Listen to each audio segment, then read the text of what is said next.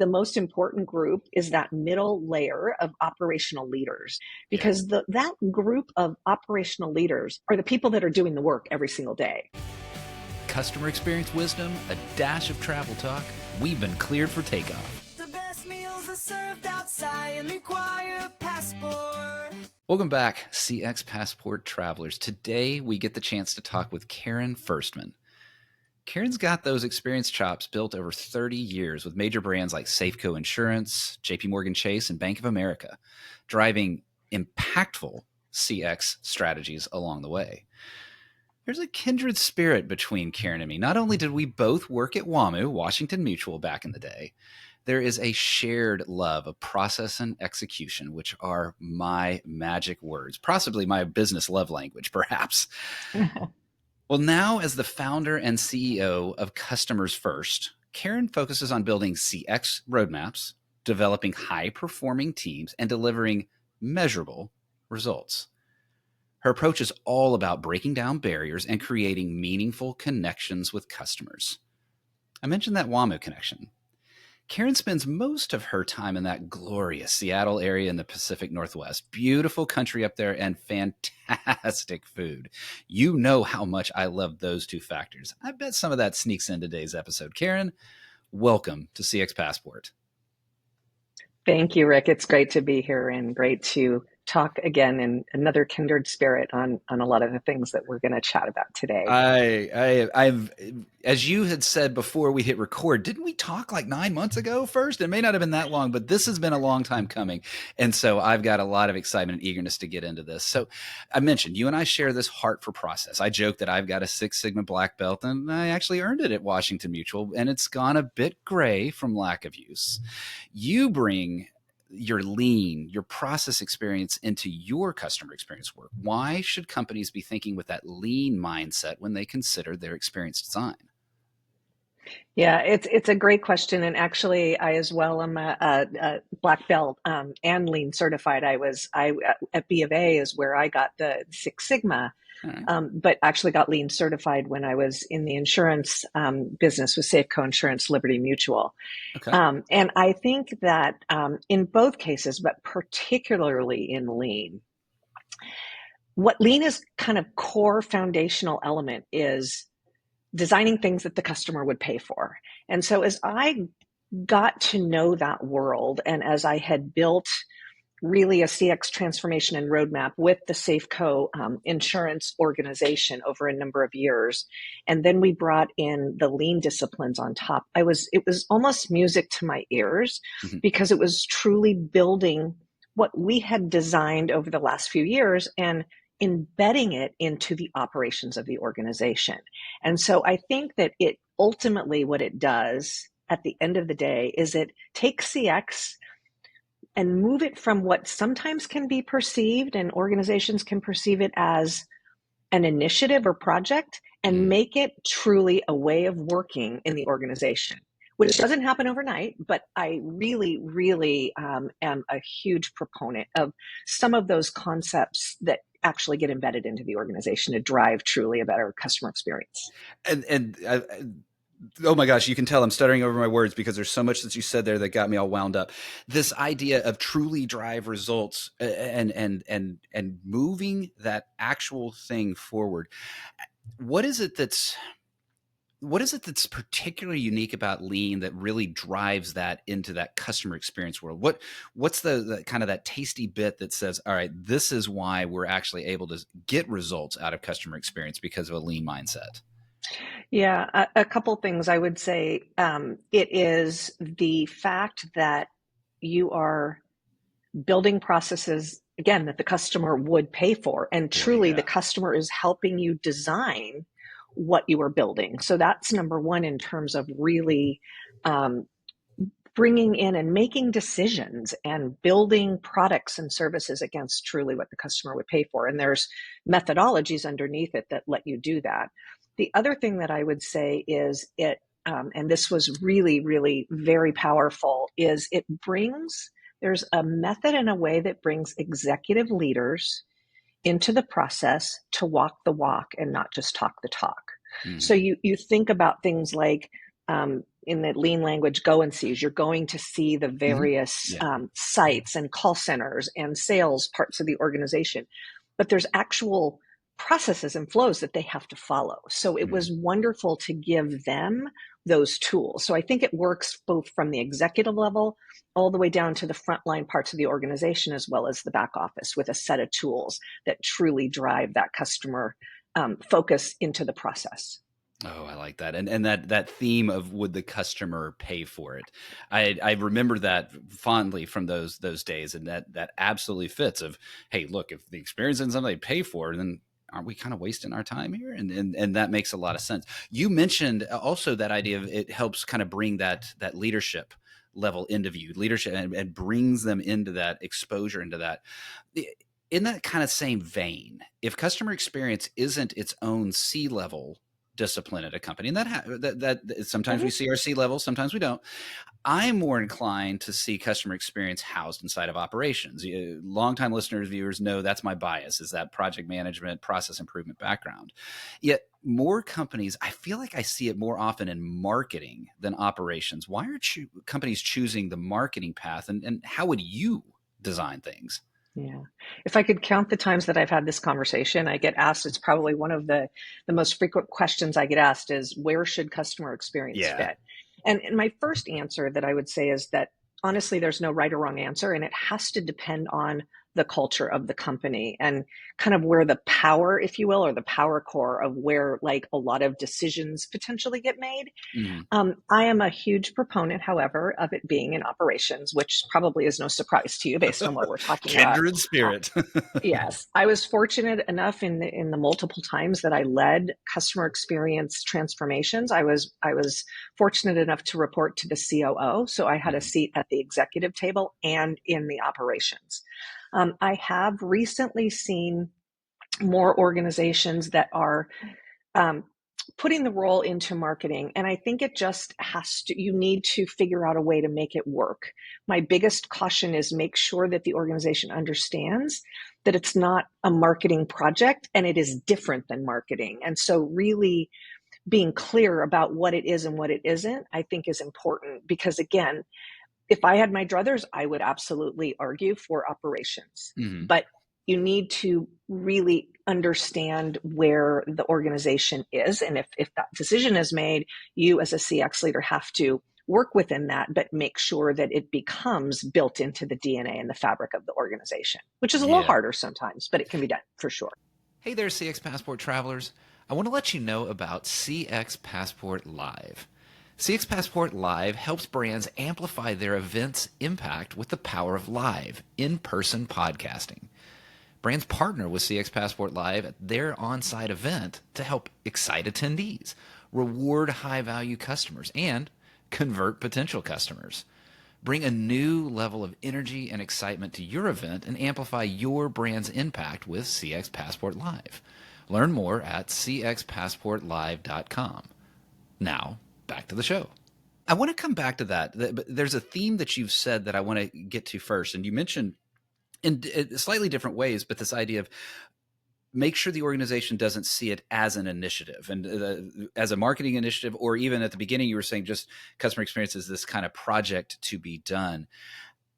Have you, I guess you must by design, you must have seen that. Why are companies falling into that trap, and how can a CX leader make sure that they aren't falling into that trap? Yeah, it's a great question. And I think some of it starts with, as a CX leader being brought in or being promoted into the organization. So there's an internal and an external way. And sometimes what I see is that there are, high talent individuals have gone through multiple jobs and they are put into a CX role. And I think that they need to just, again, understand truly what it is. And so what I would say in this case, and whether it's in operations or in marketing or in product or in revenue office, the first thing that needs to happen, Rick, is an understanding of what it is and what it isn't. And I think that is where really education with the organization, not just what customer experience is, but what the role, me in that role, what we or me and my team is going to help the organization do. And that is really important because it level sets, but you need to continually reinforce that as you start building your vision and your roadmap for what you want to be. But I think that is something that is really, really important. And sometimes I see missed in terms of the work. And then what happens sometimes is because there isn't that clarity, that education, and then the clarity with all parts of the organization, up, down, and across, then what happens is there's one piece of the work that's being done. So I'll give an example. The Voice of the Customer program, which is truly one of the biggest things that customer experience has been when you think about, right? Like, we need to listen and act on our customer feedback. That's just one piece of an overall strategy. And so sometimes what I've seen is if that work is done, and let's say a Voice of Customer program is launched, the organization gets tired because they're not exactly sure what else is going to need to be done to truly drive it into the operation. So it kind of goes back to this whole, how do you actually build it into the DNA? And then from the comment I just made, I think it's also about building a strategy and a roadmap so the organization can rally behind it, which is critical. There's a lot in like that idea of the and act, right? The VOC program, if it is just the listen side of it, well, that's great. You got the voice of the customer. It's the and act, and that's the tricky, or can be the tricky part of weaving it into the organization. So let's take that. I'd set up a scenario earlier where the CX leader wasn't a C-level, didn't have that seat at the table. That happens plenty as well. So what are you saying to that CX leader? How are you advising those CX leaders that they don't have that seat, but they're still responsible for influencing the company, educating, all the things that you said about getting it embedded in the DNA? How do you help them find success?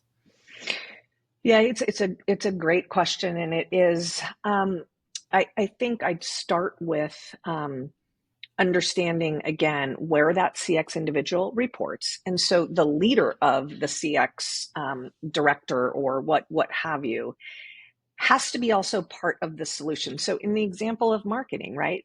Oftentimes a CX leader, as you're saying, we see will be in the marketing organization. It will report to the CMO or the head of marketing. And I think one thing is making sure that his or her boss understands and helps define that vision and mandate with them, because they're going to be the person taking it forward many times to their peers at the executive team. I also have suggested that CX leader is on the ongoing agenda for the executive leadership team on a monthly basis. So that they're still seen as visible. It's not about the person being visible, it is about the work, right? And I think that why that becomes critical is because those executive leaders have to also empower that CX leader to work with the folks on their teams, right? And so that's where it gets really important about breaking down some of those silos, but not being the person that says, well, I'm doing this because so-and-so said so. So it is, I will tell you, it is definitely harder to drive this work forward when you don't have that visibility in that seat. So I coach on trying to build that visibility into the existing rhythms of business that the organization has as they build that strategy again and that roadmap, and constantly providing updates and inputs into that roadmap as well. When you the input, the updates, the seat at the advisory, the leadership, that I want to poke at that just a little bit. If I'm walking into that, what have you seen be the most successful as far as what is brought to that meeting when it comes to influence? I'm at that. I've got my monthly session. How can I really bring change or bring influence in an organization without that formal authority? Yeah, that's a big question, because it's before you get to that phase, right? It's the initial work of what are we trying to do here, and kind of going back to that level setting of definitions about what this is and what this isn't. And working across the organization, I'm always a big believer, because you never come into any organization, whether you're internal or external, you're never coming into a blank slate. Right. So I'm a huge believer in not coming in and throwing everything out and starting again. So you need to first do an assessment of where the organization is today and understanding kind of your base level of CX maturity. So I start with an understanding and a listening session. And it becomes very much about then defining those objectives up front. So first defining a strategy in terms of what do we want to be and how are we going to get there, which is what that roadmap is. So I just say that because that upfront work is so important, because that becomes your North Star of what then you are bringing forward to the organization as you go into some of those different meetings, whether they're monthly business reviews or staff meetings, et cetera. What I would say is it's less about kind of update on projects, although you want to show that you're making progress against a roadmap. Right. But you're constantly bringing that voice of the customer into those meetings, but not just for the sake of bringing the voice in. You're talking about it in the way of, going back to our friend, the operations. What are we doing today that is driving delight for our customers? Because I always want to make sure that we're talking about positives as well. And then what are we doing to drive pain with our customers? And that becomes a part of, on the VOC side, the huge opportunity for where you're trying to act on the feedback and fix and prevent it from happening in the future. And that's truly where bringing some of that work forward to cross-functional teams, if there are bigger things that need to be fixed, but really showing how you're driving improvements, whether it's along a journey, if you've defined the journey steps, and or through what the customer voice is telling you. So let me take that another step further. I mentioned not having a seat at the leadership table, but imagine you've been brought in, customers first, right? So every company values their customer, but they might not necessarily have a customer experience team. So in a scenario where you've been brought in, either in your pre-consulting experience or your actual consulting experience, have you seen this idea of experience being a thing that needs to be done, but there not being a team involved, and you've seen it be successful? And if so, how were those companies making success there? Yeah. I have always been a believer and seen that the initial work, especially of a one person, is to be, and I love the word orchestrator, because I believe that as the CX leader, with or without a team, what you're doing is you're bringing people together against a common objective, and you're orchestrating that work going forward. I think it is very difficult if there is, let's just say in your example, the organization wants to drive more successful customer experience and they want to do it without anybody. That is a little more difficult. And you might say, like, because you really don't have a champion. So if you're talking about, team versus no team, I've worked in and coached with organizations who are individual contributors in that role, and it absolutely can be done. I've never been a big believer, honestly, of big customer experience teams, because as influencers and orchestrators, what we should be doing is I call it teaching the fish to fish, right? We're trying to build the capability into the organization. And what I always used to say to my, then small team or small teams in the different organizations is, and this makes some people nervous, is we're working our way out of a job. Because could it be done in the long run where you don't have like an actual one person? Ideally, but it's a journey and it takes a while to do that. So you're orchestrating, you're teaching, you're watching, you're coaching to see them do it on their own versus having a huge team that is doing everything from a central place.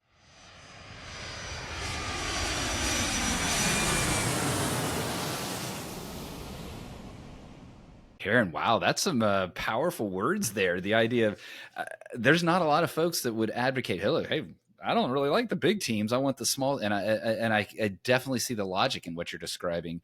Of it can become a behemoth in and of itself, and there's probably a lot of companies that have the big teams. Like, well, those are the ones that go do that, and so I can see the value in that small team. Karyn, I want to take a little break with you here. It's a chance for us to stop down in the First Class Lounge. So I want to invite you here into the First Class Lounge. We'll move quickly here and have a little bit of fun. What is a dream travel location from your past? Easy one for me. For a big milestone birthday, I went to the Maldives. It was something I had dreamed about for my entire life, and it was exceeded all my expectations, and I had pretty high ones. Incredible. Man, I see so often like that's kind of like the ultimate trip, especially in some of the mileage points groups that I'm like, they're like, okay, so it's 365 days, so you can get your over the water bungalow with points. I have to imagine that just was stunning. How long did it take y'all to sort of plan that trip? Oh, planning about not too long planning. The getting there from the Yeah. West Coast, on the other hand, was quite lengthy. But I'm a diver, and it was just to be in those waters, and diving was a dream come true for me. I'm very jealous of some of my other hemisphere friends when they talk about places that they get to go to a lot easier than those of us in the Western hemisphere get to go to. So I can appreciate that long flight. And hopefully you had a chance for some lounges along the way. What about a place you haven't been to yet? What's a dream travel location you've not been to? There's quite a few places, but I think next on the bucket list, if you will, is Australia and New Zealand. Another hard places to get to. Right. But I definitely want to. I haven't planned it yet, but I definitely want to make some strides to get there in the next couple of years. I like that. Yeah, oddly enough, I haven't been there either, and I'm looking forward to getting down under, if you will, at some point. I mentioned Pacific Northwest having great food, so don't let that bias you here, but what is one of your favorite things to eat? So first I'll say it's anything spicy. I'm a spice hound. I absolutely love spicy food. I think I've ruined my three boys because I, it's cooked and definitely like have sponsored a lot of spicy foods. I like the Thai food, Chinese food, anything of like Asian, Indian, but probably Thai food, I would say, is one of my favorite in terms of kind, but anything spicy, even if it's barbecue or anything, it's got to be spicy. It probably ruined my taste buds. I like that. I actually, of all things, I had there was a football game that my son and I went to on Monday. It was a championship game. And so we went someplace to eat before, and it was a grilled cheese brisket sandwich. And the guy said, well, but we normally include jalapenos in there. Do you want them? I'm like, yeah, I want the jalapenos in the grilled cheese sandwich. And it was good. So I'm with you on the spice there. Have you had the chance to go to Thailand? Speaking of Thai food? No, that's another one on the bucket list, right behind Australia and New Zealand. Yeah. Just do both. Stay on that side of the world and just do both. My 25-year-old son has been, and I haven't. So I should I think it's a good earn the right to go. Okay. What about growing up? Was there something you were forced to eat that you just absolutely hated as a kid? I really like most all foods, and there was really never anything I was forced. I will say I have a strong memory of not forced, but trying a raw oyster for the first time with my parents. We were on a trip in Vancouver, and it was something about the consistency or something. They didn't force me, but I tried it, and it was not something that I liked as a child. I actually do more enjoy them now as an adult, but that was something that had lasting memory on me. That would be a very hard item to accept as a kid. Yeah, I love them as an adult, but I can think kid brain would be looking at it going, nah, I'm not putting that in my mouth. No way. Karyn, sadly, it's time to leave the lounge. What is one travel item, not including your phone, not including your passport, that you will not leave home without? My Kindle. I'm a huge reader, so my Kindle for sure.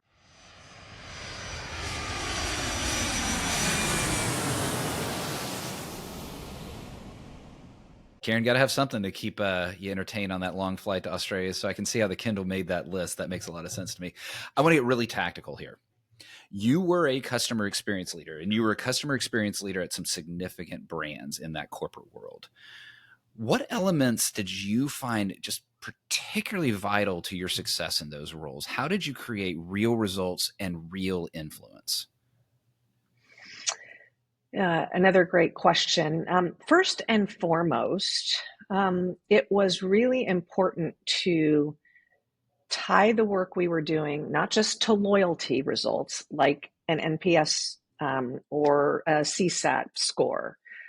Of course, that was one piece of it, but it was early on showing the value and the opportunity for the work, and translate that into and continue to monitor results, financial results. So in other words, what we did early on was said, okay, if we want to move forward and increase our NPS, What does that mean in terms of retention? What does that mean in terms of, Mhm. in our case, cross-sell, and some of those key business metrics, and set targets and showed how those things work together and actually drove those improvements, because it's speaking to the organization in the language and the things that are really important to them. Not that loyalty is not important, but oftentimes what I see is people say, we want to engage our organization by taking Right. NPS from 50 to 60. And it's like, what's the excitement for me as an employee to get up and go to So, work every day? Not yeah. a lot, right? Yeah.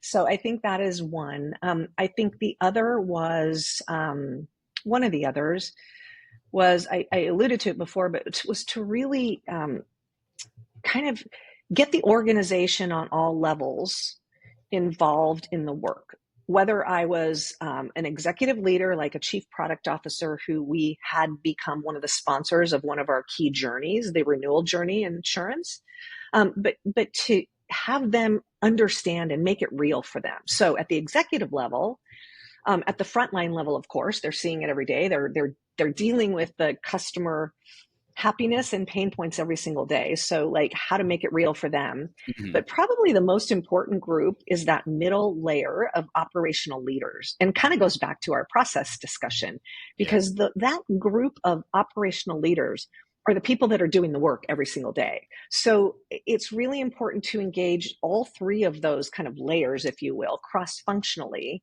in the work, and being part of the solution, again, which goes back to some of the lean concepts that we talked about earlier.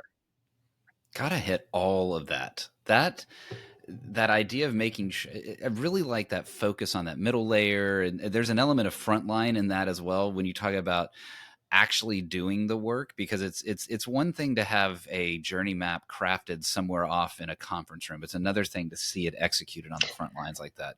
And that idea of tying it to the idea of tying it to financial results makes a lot of sense to me. It gets really hard. Did you find, let me ask it differently actually.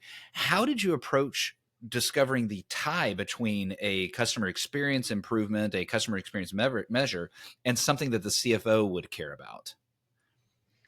I made the CFO my best friend. I mean, honestly, like worked with them. Episode over. I worked with them very early on to kind of help define, or in multiple cases, because I've done it, whether it's the CFO or the Yeah. folks on the team, to say, this is what we're trying to accomplish.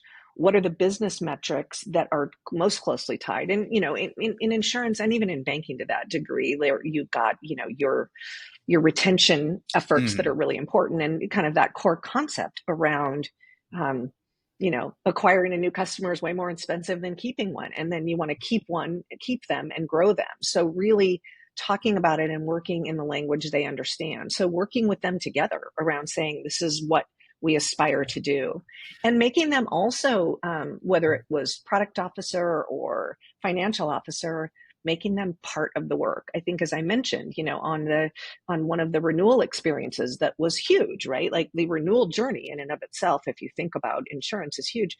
Making this the leaders, so in that case, the chief product officer, this business sponsor of that work, because they were the ones that were saying, ooh, we're not sure how we want to evolve this renewal experience. So Yeah. by making them the sponsor, it really brought them along the journey, for sure. Okay. I really like that idea, and certainly I love the idea clearly of, hey, look, I was just making my best friend. But in that theme, what I'm hearing is this idea of co-creating. Right? It's not, a Mhm. lot of times CX leaders, CX teams think about, how can I present this to, rather than how can I craft this with. And I think that's something that you're really drawing out here that makes a lot of sense to me. That's how I feel I've been successful in my whole career. I love Whether it. it be a true operational role, I've led huge operation organizations and had a lot of influencing roles. And in either case, you have to influence and work collaboratively together. That makes a lot of sense. Karyn, I want to close out. We're almost out of time here. It's a slightly different question. It's not really about customer experience, but you've done I did a similar evolution. You've done an evolution where you spent years, decades inside the corporate world, and then moved into the independent world. We're in this time, you and I are recording this in January of 2025. People are thinking about new visions, new ideas, new improvements, big changes, all that, setting visions for themselves. What is it about corporate America that inspired you to go out on your own and create your consulting business? Yeah, I think I had been in corporate America for quite a number of years, and I felt as I was approaching a point in my career where I said, I really want to be able to give back what I've learned.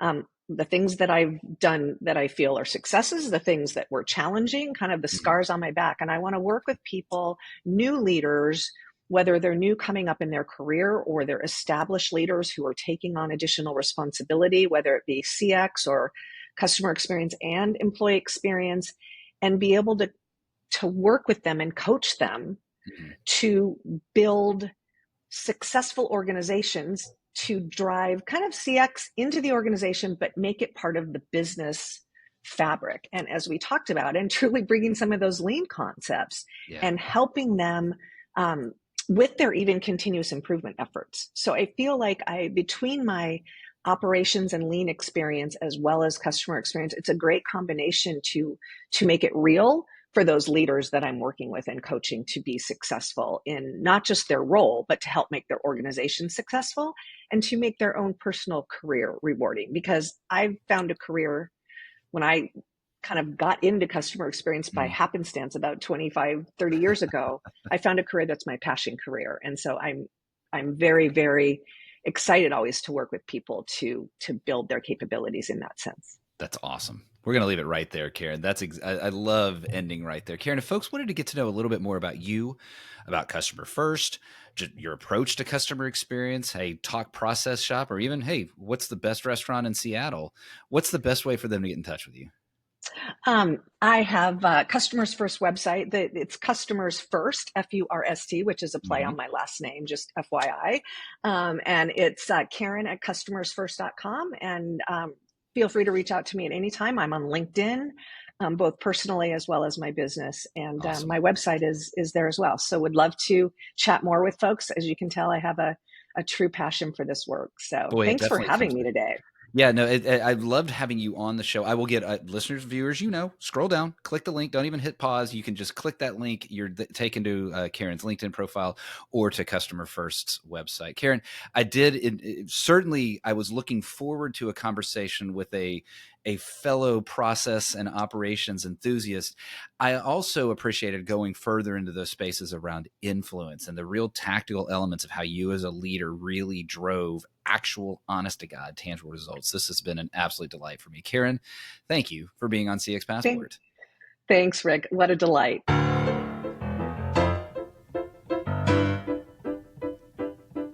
Thanks for joining us this week on CX Passport. If you like today's episode, I have 3 quick next steps for you. Click subscribe on the CX Passport YouTube channel or your favorite podcast app. Next, leave a comment below the video or a review in your favorite podcast app so others can find and enjoy CX Passport too. Then head over to cxpassport.com for show notes and resources that can help you create tangible business results by delivering great customer experience.